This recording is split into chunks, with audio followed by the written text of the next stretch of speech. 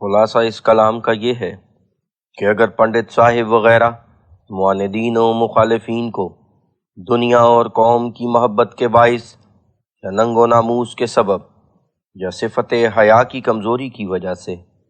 خدا کی سچی کتابوں پر ایمان لانا منظور نہ ہو تو خیر یہ ان کی خوشی، مگر ہم ان کو نصیحت کرتے ہیں جو زبان درازیوں سے باز رہیں، جو اس کا انجام اچھا نہیں ہوتا، اور بفرض محال یہ بھی ہم نے تسلیم کیا جو خدا کے پاک پیغمبروں کا صدق ان کی عقل عجیب کے نزدیک ثابت نہیں صحیح، مگر پھر بھی وہ شخص کہ جس کے دل میں کچھ خدا کا خوف یا لوگوں کے طعن سے ہی کچھ ڈر ہے، وہ اس بات کو ضرور تسلیم کرے گا کہ صدق کے عدم ثبوت سے کذب کا ثبوت لازم نہیں آتا، کیونکہ مفہوم اس عبارت کا کہ زید کا سچا ہونا ثابت نہیں، اس عبارت کے مفہوم سے ہرگز مساوی نہیں ہو سکتا کہ زید کا جھوٹا ہونا ثابت ہے۔ بس جس حالت میں کسی شخص کا کذب ثابت نہیں تو اس پر احکام کذب کے وارد کرنا اور کاذب کاذب کر کے پکارنا حقیقت میں انہی لوگوں کا کام ہے کہ جن کا دھرم اور ایمان اور پرمیشر اور بھگوان صرف جیفائے دنیا کا لالچ یا جاہلانہ ننگ و ناموس یا قوم اور برادری ہے۔ اگر وہ حق کو قبول کریں اور ہر یک نوع کی ضدیت چھوڑ دیں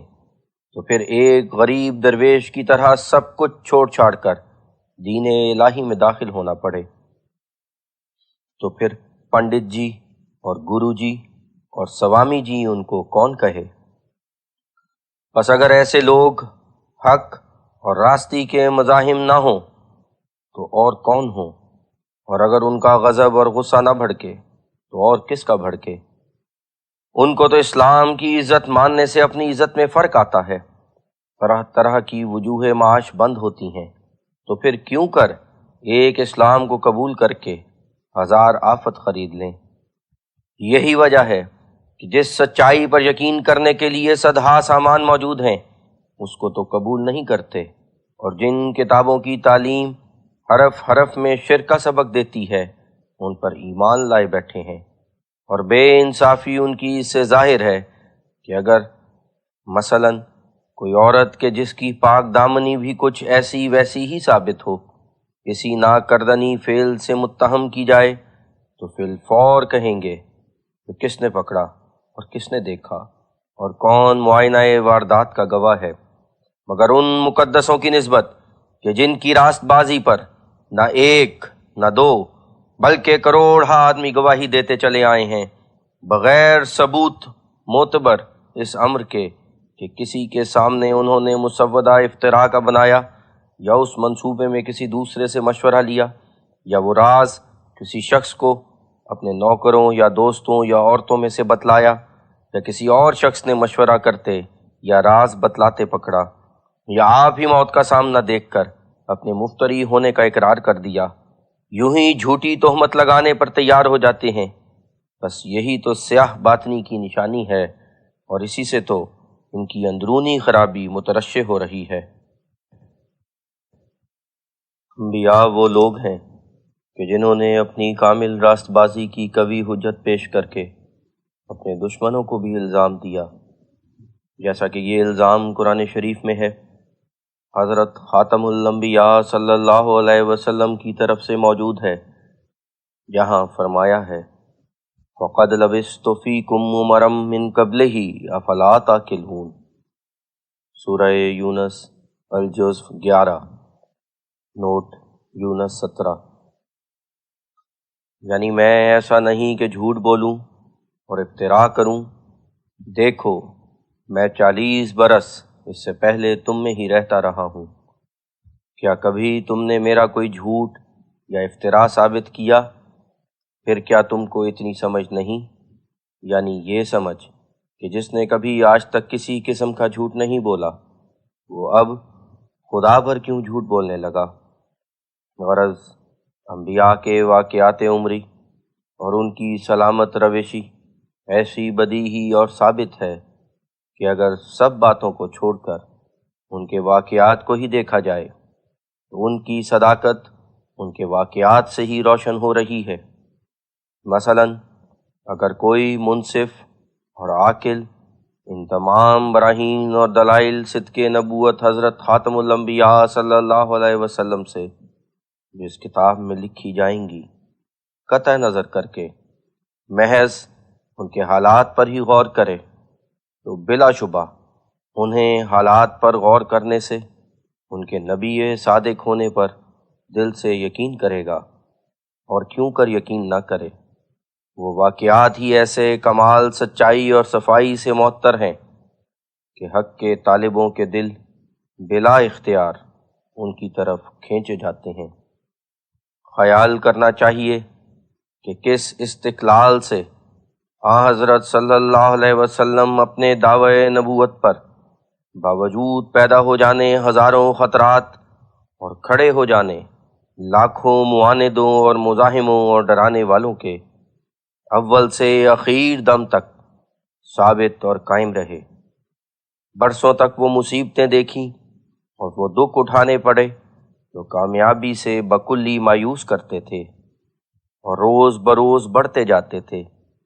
کہ جن پر صبر کرنے سے کسی دنیاوی مقصد کا حاصل ہو جانا وہم بھی نہیں گزرتا تھا، بلکہ نبوت کا دعویٰ کرنے سے از دست اپنی پہلی جمعیت کو بھی کھو بیٹھے اور ایک بات کہہ کر لاکھ تفرقہ خرید لیا اور ہزاروں بلاؤں کو اپنے سر پر بلا لیا۔ وطن سے نکالے گئے، قتل کے لیے تعقب کیے گئے، گھر اور اسباب تباہ اور برباد ہو گیا، بارہا زہر دی گئی، اور جو خیر خواہ تھے وہ بدخواہ بن گئے، اور جو دوست تھے وہ دشمنی کرنے لگے، اور ایک زمانہ دراز تک وہ تلخیاں اٹھانی پڑیں کہ جن پر ثابت قدمی سے ٹھہرے رہنا کسی فریبی اور مکار کا کام نہیں۔ اور پھر جب مدت مدید کے بعد غلبہ اسلام کا ہوا تو ان دولت اور اقبال کے دنوں میں کوئی خزانہ اکٹھا نہ کیا، کوئی عمارت نہ بنائی، کوئی بارگاہ تیار نہ ہوئی، کوئی سامان شاہانہ عیش و عشرت کا تجویز نہ کیا گیا، کوئی اور ذاتی نفع نہ اٹھایا، بلکہ جو کچھ آیا وہ سب یتیموں اور مسکینوں اور بیوہ عورتوں اور مقروضوں کی خبرگیری میں خرچ ہوتا رہا، اور کبھی ایک وقت بھی سیر ہو کر نہ کھایا۔ اور پھر صاف گوئی اس قدر کہ توحید کا باعث کر کے سب قوموں اور سارے فرقوں اور تمام جہان کے لوگوں کو جو شرک میں ڈوبے ہوئے تھے مخالف بنا لیا، جو اپنے اور خویش تھے ان کو بت پرستی سے منع کر کے سب سے پہلے دشمن بنایا۔ یہودیوں سے بھی بات بگاڑ لی، کیونکہ ان کو طرح طرح کی مخلوق پرستی اور پیر پرستی اور بد اعمالیوں سے روکا۔ حضرت مسیح کی تکذیب اور توہین سے منع کیا، جس سے ان کا نہایت دل جل گیا اور سخت عداوت پر آمادہ ہو گئے اور ہر دم قتل کر دینے کی گھات میں رہنے لگے۔ اسی طرح عیسائیوں کو بھی خفا کر دیا گیا، کیونکہ جیسا کہ ان کا اعتقاد تھا حضرت عیسیٰ کو نہ خدا کا بیٹا قرار دیا، اور نہ ان کو پھانسی مل کر دوسروں کو بچانے والا تسلیم کیا۔ آتش پرست اور ستارہ پرست بھی ناراض ہو گئے، کیونکہ ان کو بھی ان کے دیوتوں کی پرستش سے ممانعت کی گئی اور مدار نجات کا صرف توحید ٹھہرائی گئی۔ اب جائے انصاف ہے کہ کیا دنیا حاصل کرنے کی یہی تدبیر تھی کہ ہر یک فرقے کو ایسی صاف اور دل آزار باتیں سنائی گئیں کہ جس سے سب نے مخالفت پر کمر باندھ لی اور سب کے دل ٹوٹ گئے، اور قبل اس کے کہ اپنی کچھ ذرا بھی جمعیت بنی ہوتی یا کسی کا حملہ روکنے کے لیے کچھ طاقت بہم پہنچ جاتی، سب کی طبیعت کو ایسا اشتعال دے دیا کہ جس سے وہ خون کرنے کے پیاسے ہو گئے۔ زمانہ سازی کی تدبیر تو یہ تھی کہ جیسا بعضوں کو جھوٹا کہا تھا ویسا ہی بعضوں کو سچا بھی کہا جاتا، تا اگر بعض مخالف ہوتے تو بعض موافق بھی رہتے۔ بلکہ اگر عربوں کو کہا جاتا کہ تمہارے ہی لات و عزیٰ سچے ہیں تو وہ تو اسی دم قدموں میں گر پڑتے اور جو چاہتے ان سے کراتے، کیونکہ وہ سب خویش اور اقارب اور حمیت قومی میں بے مثل تھے، اور ساری بات مانی منائی تھی، صرف تعلیم بت پرستی سے خوش ہو جاتے اور بدل و جان اطاعت اختیار کرتے۔ لیکن سوچنا چاہیے کہ حضرت صلی اللہ علیہ وسلم کا یک لخت ہر یک خویش و بیگانہ سے بگاڑ لینا، اور صرف توحید کو، جو ان دنوں میں اس سے زیادہ دنیا کے لیے کوئی نفرتی چیز نہ تھی، اب جس کے باعث سے صدہا مشکلیں پڑتی جاتی تھیں بلکہ جان سے مارے جانا نظر آتا تھا، مضبوط پکڑ لینا، یہ کس مصلحت دنیاوی کا تقاضا تھا؟ اور جبکہ پہلے اسی کے باعث سے اپنی تمام دنیا اور جمعیت برباد کر چکے تھے، تو پھر اسی بلا انگیز اعتقاد پر اصرار کرنے سے کہ جس کو ظاہر کرتے ہی نو مسلمانوں کو قید اور زنجیر اور سخت سخت مارے نصیب ہوئیں، کس مقصد کا حاصل کرنا مراد تھا؟ کیا دنیا کمانے کے لیے یہی ڈھنگ تھا کہ ہر یک کو کلمہ تلخ جو اس کی طبع اور عادت اور مرضی اور اعتقاد کے برخلاف تھا سنا کر سب کو ایک دم کے دم میں جانی دشمن بنا دیا، اور کسی ایک آدھ قوم سے بھی پیوند نہ رکھا؟ جو لوگ طامع اور مکار ہوتے ہیں، کیا وہ ایسی ہی تدبیریں کیا کرتے ہیں کہ جس سے دوست بھی دشمن ہو جائیں؟ جو لوگ کسی مکر سے دنیا کو کمانا چاہتے ہیں، کیا ان کا یہی اصول ہوا کرتا ہے کہ بیک بارگی ساری دنیا کو عداوت کرنے کا جوش دلاویں اور اپنی جان کو ہر وقت کی فکر میں ڈال لیں؟ وہ تو اپنا مطلب سادھنے کے لیے سب سے صلح کاری اختیار کرتے ہیں اور ہر یک فرقے کو سچائی کا ہی سرٹیفکیٹ دیتے ہیں۔ خدا کے لیے یک رنگ ہو جانا ان کی عادت کہاں ہوا کرتی ہے؟ خدا کی وحدانیت اور عظمت کا کب وہ کچھ دھیان رکھا کرتے ہیں؟ ان کو اس سے غرض کیا ہوتی ہے کہ ناحق خدا کے لیے دکھ اٹھاتے پھریں؟ وہ تو صیاد کی طرح وہیں دام بچھاتے ہیں کہ جو شکار مارنے کا بہت آسان راستہ ہوتا ہے، اور وہی طریق اختیار کرتے ہیں کہ جس میں محنت کم اور فائدہ دنیا کا بہت زیادہ ہو۔ نفاق ان کا پیشہ اور خوشامد ان کی سیرت ہوتی ہے، سب سے میٹھی میٹھی باتیں کرنا اور ہر ایک چور اور سعد سے برابر رابطہ رکھنا ان کا ایک خاص اصول ہوتا ہے۔ مسلمانوں سے اللہ اللہ اور ہندوؤں سے رام رام کہنے کو ہر وقت مستعد رہتے ہیں، اور ہر ایک مجلس میں ہاں سے ہاں اور نہیں سے نہیں ملاتے رہتے ہیں، اور اگر کوئی میر مجلس دن کو رات کہے تو چاند اور گیٹیاں دکھلانے کو بھی تیار ہو جاتے ہیں۔ ان کو خدا سے کیا تعلق اور اس کے ساتھ وفاداری کرنے سے کیا واسطہ؟ اور اپنی خوش باش جان کو مفت میں ادھر ادھر کا غم لگا لینا انہیں کیا ضرورت؟ استاد نے ان کو سبق ہی ایک پڑھایا ہوا ہوتا ہے کہ ہر ایک کو یہی بات کہنا چاہیے کہ جو تیرا راستہ ہے وہی سیدھا ہے، اور جو تیری رائے ہے وہی درست ہے، اور جو تو نے سمجھا ہے وہی ٹھیک ہے۔ غرض ان کی راست اور ناراست اور حق اور باطل اور نیک اور بد پر کچھ نظر ہی نہیں ہوتی، بلکہ جس کے ہاتھ سے ان کا کچھ منہ میٹھا ہو جائے وہی ان کے حساب میں بھگت اور سدھ اور جینٹل مین ہوتا ہے، اور جس کی تعریف سے کچھ پیٹ کا دوزخ بھرتا نظر آوے اسی کو مکتی پانے والا اور سرگ کا وارث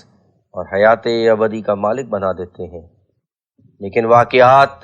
حضرت خاتم الانبیاء صلی اللہ علیہ وسلم پر نظر کرنے سے یہ بات نہایت واضح اور نمایاں اور روشن ہے کہ حضرت اعلیٰ درجے کے یک رنگ اور صاف باطن اور خدا کے لیے جانباز اور خلقت کے بیم و امید سے بالکل منہ پھیرنے والے اور محض خدا پر توکل کرنے والے تھے، کہ جنہوں نے خدا کی خواہش اور مرضی میں محو اور فنا ہو کر اس بات کی کچھ بھی پرواہ نہ کی کہ توحید کی منادی کرنے سے کیا کیا بلا میرے سر پر آوے گی، اور مشرکوں کے ہاتھ سے کیا کچھ دکھ اور درد اٹھانا ہوگا، بلکہ تمام شدتوں اور سختیوں اور مشکلوں کو اپنے نفس پر گوارا کر کے اپنے مولا کا حکم بجا لائے، اور جو شرط مجاہدہ اور وعظ اور نصیحت کی ہوتی ہے وہ سب پوری کی، اور کسی ڈرانے والے کو کچھ حقیقت نہ سمجھا۔ ہم سچ سچ کہتے ہیں کہ تمام نبیوں کے واقعات میں ایسے مواضعات خطرات اور پھر کوئی ایسا خدا پر توکل کر کے کھلا کھلے شرک اور مخلوق پرستی سے منع کرنے والا اور اس قدر دشمن، اور پھر کوئی ایسا ثابت قدم اور استقلال کرنے والا ایک بھی ثابت نہیں۔ بس ذرا ایمانداری سے سوچنا چاہیے کہ یہ سب حالات